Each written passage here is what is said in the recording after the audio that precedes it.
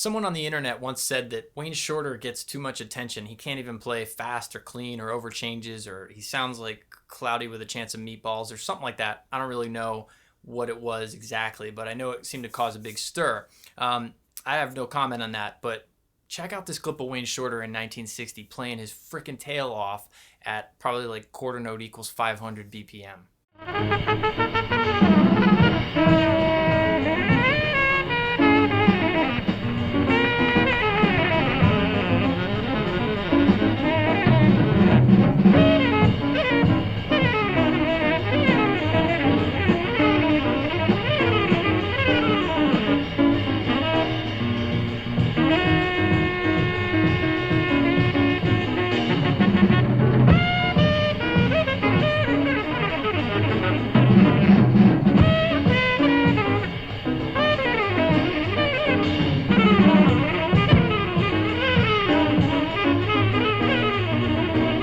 Crazy, right?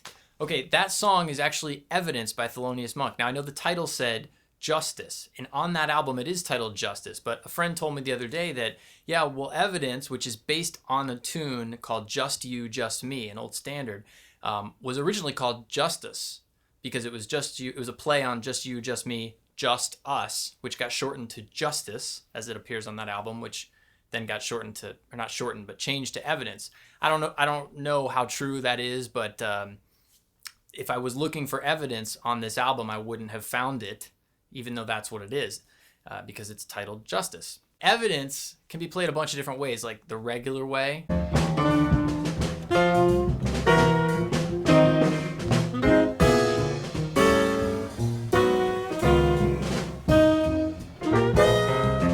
could play it really slow.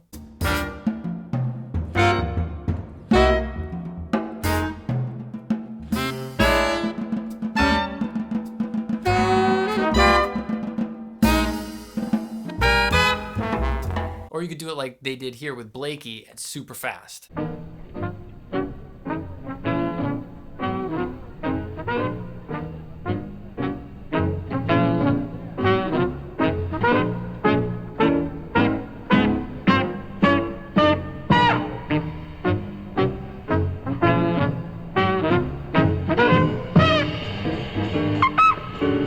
Ridiculous, right? It's important to know that Evidence is based on Just You, Just Me.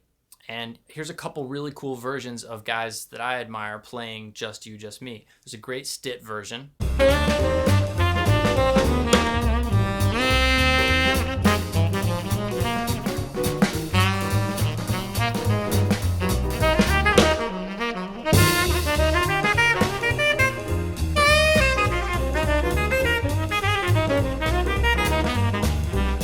There's the Lester Young version where he's with the Oscar Peterson band, Oscar Peterson Trio. And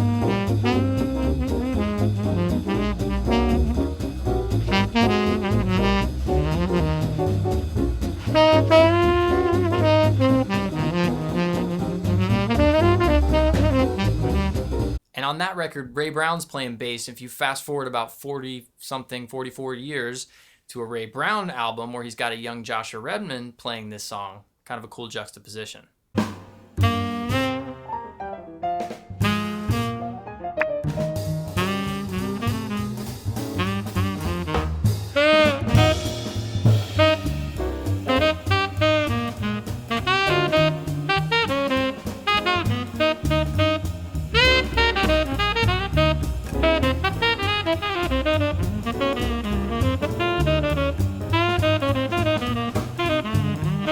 So the point of all this is that outside of just the practicing, transcribing, learning, all the things that we do, I think it's pretty important to have a sense of context. And although now with the age that we live in, we have more access to more information than ever before, like you can dig up tons of recordings, the problem is it's hard to put them in context, like what came before what, and you don't really get a sense of who played on what, and all these other little details that I think are so important to kind of putting a picture together of the music and putting your influences together and figuring out what you like, what you don't like. But having knowledge of all this stuff, it really paints I'm going to use the picture thing again, it paints a much bigger picture if you have this information. So I just put this out there to encourage you do a little extra homework, a little extra research on whatever tune or artist you're currently checking out, and just investigate. Try to find out as much as you can about when it was made and who was making the music and where it was recorded and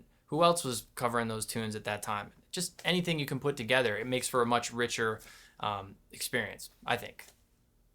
Maybe not. That's it. We are done.